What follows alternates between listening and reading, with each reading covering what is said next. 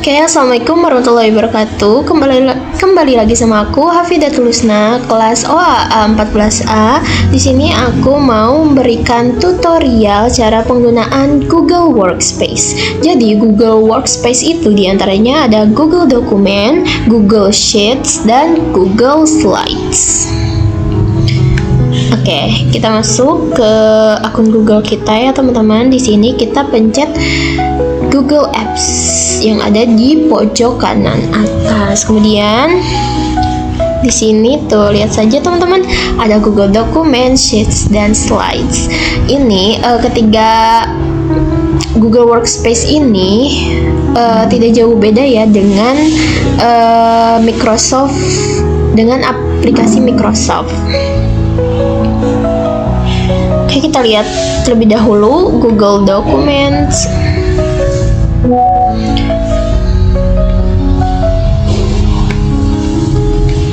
Oke, di sini kita teman-teman, kita lihat saja ya di sini. Google Dokumen ini tidak jauh beda dengan Microsoft Word ya teman-teman. Hanya saja di Google Dokumen ini kekurangannya yaitu menu barnya tidak selengkap yang ada di Microsoft Word. Yang di Google Dokumen ini lebih terbatas ya teman-teman fiturnya. Akan tetapi di Google Dokumen ini ada kelebihannya juga ya. Nanti akan aku sertakan kelebihan dan kekurangannya dalam penggunaan Google Workspace di akhir video ya teman-teman. Di sini sama saja ya, ada file, edit, tampilan, sisipkan, kemudian ada format, kemudian ada alat, ekstensi, dan bantuan gitu ya.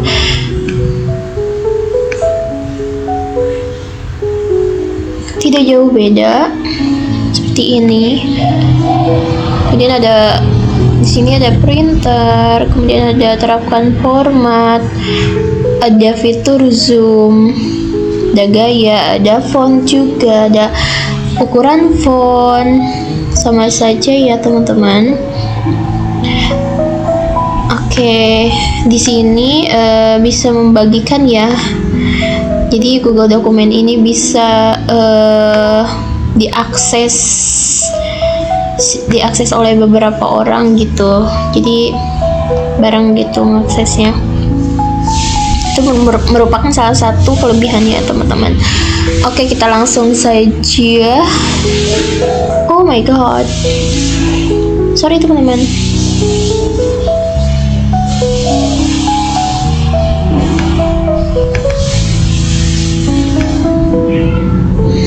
Oke, kita lanjut ke Google Sheets. Oke, Google Sheets ini tidak jauh beda ya dengan Microsoft Excel teman-teman. Oke, kita mulai spreadsheet baru.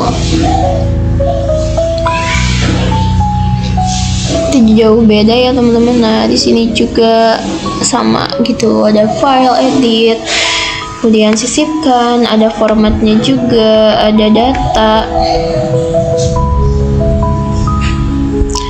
ada ekstensi, ada bantuan.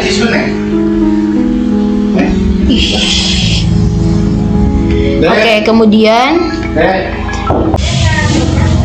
next teman-teman, tidak jauh beda ya Google Sheets juga, dan bisa dibagikan juga teman-teman, bisa diakses bersama kalau misalkan lagi kerja kelompok gitu. Dan kebetulan teman-teman menggunakan Google Sheets. Nah, Google Sheets ini bisa diakses bersama-sama dan bisa diedit bersama-sama. Hanya saja syaratnya teman-teman harus mencantumkan email teman-teman yang lain gitu, teman-teman kelompoknya, agar teman-teman kelompoknya bisa mengakses spreadsheet ini. Oke, next saja. Oke, Oke, selain Google Spreadsheet, di sini juga ada Google Slides, teman-teman. Jadi Google Slides ini tidak jauh beda dengan Microsoft PowerPoint. Hanya saja ini produk Google ya, gitu. Oke, di sini juga di Google Slide juga ada banyak template ya, seperti ini. Menurut saya bagus-bagus sekali sih template Google Slide ini. Nah, di sini juga tidak jauh beda ya dengan Microsoft PowerPoint. Ini juga ada file, edit, tampilan, sisipkan, format, slide, atur, alat, seperti itu. Kemudian di Google Slide ini sama saja ya, bisa diakses oleh banyak orang gitu. Hanya saja jangan lupa dicantumkan emailnya. Oke, di sini juga aku mau ngasih tahu nih kelebihan dan kekurangan Google Workspace. Yang pertama, kelebihannya dulu, kolaborasi real time, atau ya yang tadi banyak orang bisa mengedit file bersamaan, kemudian perubahan terlihat langsung tanpa perlu refresh. Dan ada juga fitur komentar, saran, dan chat langsung di dokumen. Kemudian kalau misalkan di Google Workspace ini bisa otomatis tersimpan tanpa perlu mengklik save ya teman-teman. Kemudian akses dari mana saja, bisa dibuka dari laptop, Android, iPhone, atau browser apapun itu.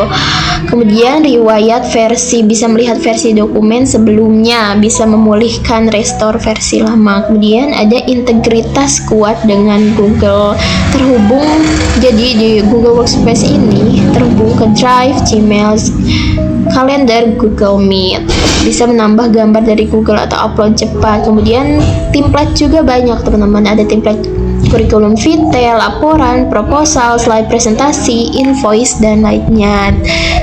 Tentunya selain ada kelebihan, tentunya juga ada kekurangan teman-teman.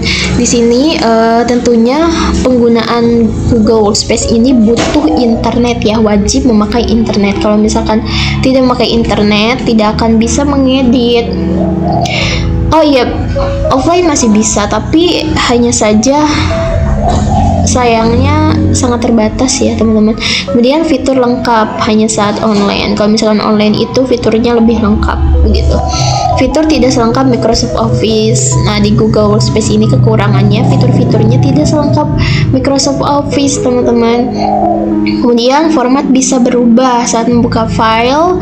Formatting kadang tidak 100% sama gitu. Kemudian kapasitas drive terbatas teman-teman. Akun gratis hanya dapat 15 GB, dipakai bersama Gmail dan foto. Kemudian yang terakhir, lambat jika file besar.